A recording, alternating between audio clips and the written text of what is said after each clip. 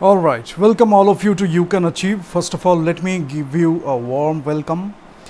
We are going to start phase two, and in phase two, we are going to do several new things. And let me just give you a brief, and I will keep it very quickly. I will keep it very quick today, wrap it up very quickly. That is, we are going to do a lot of case studies. So, what I expect from you is you keep asking me questions. You tell me what we can take up as a case study.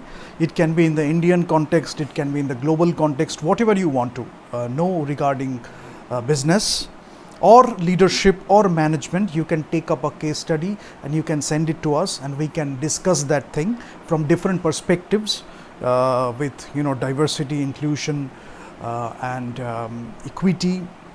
We will talk about all these things as well. But one more thing what we will like to do now is we will put more focus on specialization. For example, for marketing, we will take up different aspects of marketing. At least you should know the basic aspects of marketing before you take up a specialization, because what you can contribute, how you can contribute, to the field of marketing. You can take an academic approach and you can go for the research. You can put more focus on marketing research.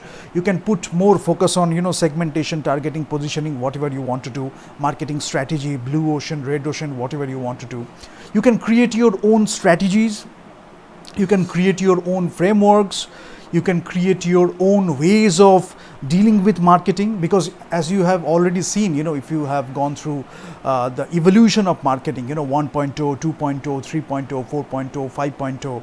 So with the advent of new technologies, with the advent of technical revolution, technological revolution, and different things changed. So we saw the evolution in marketing, we saw the evolution in HRM. So we will talk about marketing. When we take up specialization of marketing, we will talk about that. We will talk about HRM, human resource management, and we will talk about labor, because last week I wanted to do a session on industrial relations, which had a lot to do with labor economics and all that stuff. So I didn't do it, but now onwards we will do it in a more elaborate manner. We will bring a lot more data, statistics. We will talk a lot about the history, the evolution, because whenever I wanted to do the session, I wanted to keep it like that. Industrial relations. If you talk about industrial relation, collective bargaining, unions, the contracts, the conditions, health, safety, your bipartite, tripartite agreements, and the negotiation, the kind of bargaining that takes place, how you communicate to your stakeholders, all these things, and how it changed over time. Then coming back to modern human resource management, what are the things we should look at and what are the things that changed over time. We will talk about those things. So it will be data rich, data intensive, as well as it will be philosophically very strong, so that you have your values and principles in place. Because if you know all the things and if you don't have your values and principles, then you can be a nuisance to the society. We don't talk about that here. So you learn all these things along with the values and principles, and with high standards for yourself and for others, for your customers too. And we will talk about finance, different aspects of finance, and why you should take up finance as a specialization, and the economical sciences and its relation to finance, econometrics, economical sciences, finance and marketing together. We did a session, human resource management, because often I have seen in the modern context, especially in the Indian context, because you are lacking many things in the middle. You are only focusing on the money part, and you are not focusing on the labor force. Many people are not doing that, and there is an attitude in place in the society where you are not putting more focus in the labor context. So what you can do is, when you are putting more importance on human capital along with the other kinds of capital, and human motivation, how they can come up with great stuff, because the machine learning is knocking at the door. It has already done so.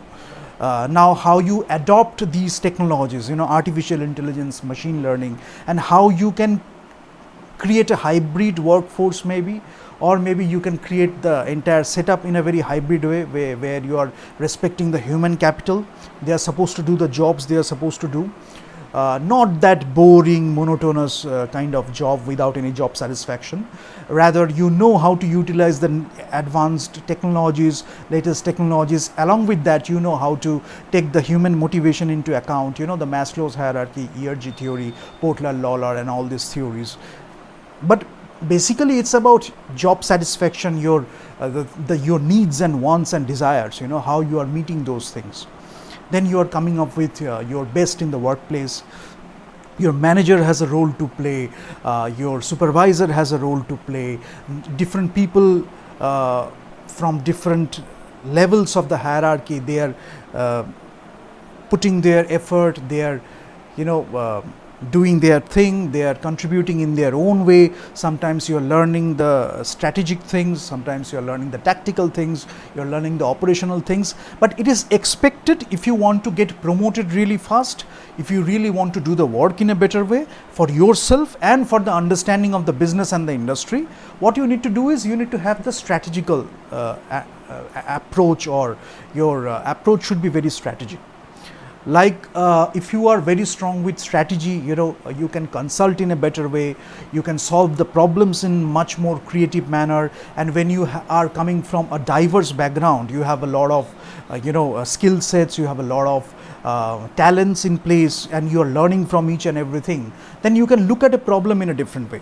You know, as we have already mentioned, lateral thinking, then your vertical thinking, then your creative problem solving, and so many ways to deal with that. There are these things, and you can create your own things. But you can create your own things when you really put a lot of effort in that.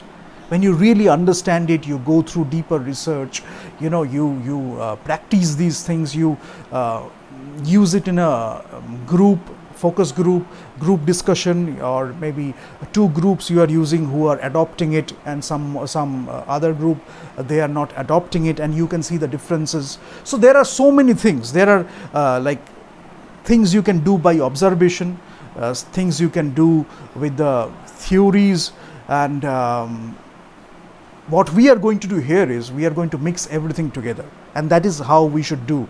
That is how we have done it always.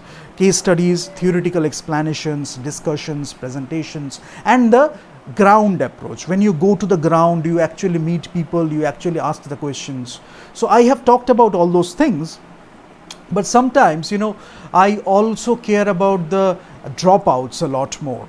Because sometimes, you know, you see things, you get motivated by things, and you want to create something that is very different from the status quo.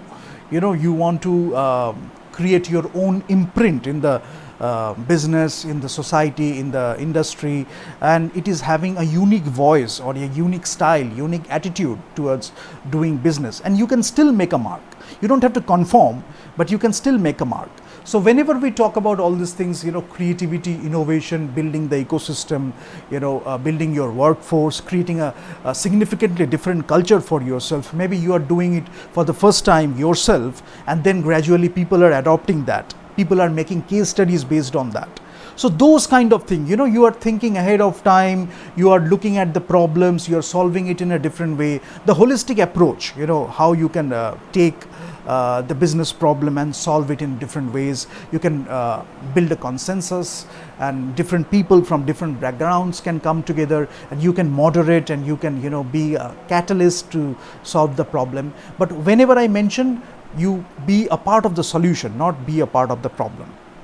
So those basic things. Along with that, why you should take up a specialization, and even if you take a specialization, it can be individually. You can take one particular specialization, you can take a mix of specialization, but when you know how you can contribute in a better way, people will love to be with you, people will love to listen to you, they will like to you know, have a discussion with you, and because of your personality, because of your character, because of your wisdom, because of your knowledge, because of your expertise. So everything, you know, sometimes it can be a problem that can be approached from a different perspectives, from a totally new perspective, because you are looking at the problem in a different way.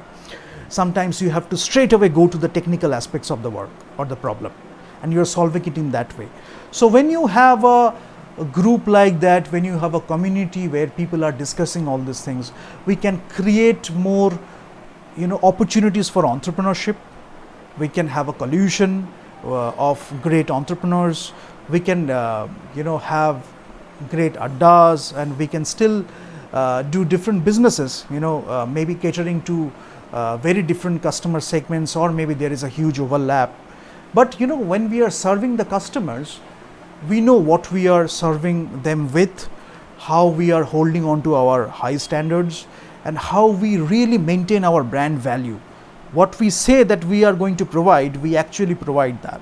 So it is not like a hollow set of words used to look good, not like that. We have a brand statement, we have a mission statement, we have a brand value, we have a brand identity or a brand personality. And when we are dealing with our stakeholders, or when we are dealing with especially our customers and our employees, our internal customers and our external customers, we are always maintaining that. The higher management knows it. Higher management can guide you through that. The mid-level management can learn from the higher management. But especially when you know all these basic things as a newcomer, when you are going from campus to the workplace, you will get more respect. You will solve the problems in different ways, innovative approaches you will be taking, and you will see that your time and energy is utilized in a much better way. You are respecting time, you are respecting energy, and you are doing a lot of value add in different ways. It can be through the product creation, it can be through the marketing and distribution, it can be in a strategic consulting way. There are so many other ways you can do value add. But once you have all these basics in place, you can go for great discussions, and you can solve problems, and you will be having a passion and enthusiasm to solve problems, new problems, more complex problems in different ways. That's what we need in youth. They should solve problems, they should move forward, they should create new things, they should learn from the past, they should learn from the masters, they should learn from the greats who have come before us, but also taking into the modern context and this phenomena we are observing right now, taking that into account too, and how you are catering to the marketplace, how you are providing your service or goods, whatever it is you are providing. So that's the thing, that's the attitude we are talking about. So it will be fun. This will be phase 2, and you keep me asking the questions, because the more you ask the questions, I feel really great to talk about things in a much better way. So I am ready to solve problems, I am ready to learn from you, I am ready to discuss a lot of things, but active participation is what we need if you really want to take things forward, if you really want to solve problems. So that is what we are talking about. Thank you so much. I hope you have a great time.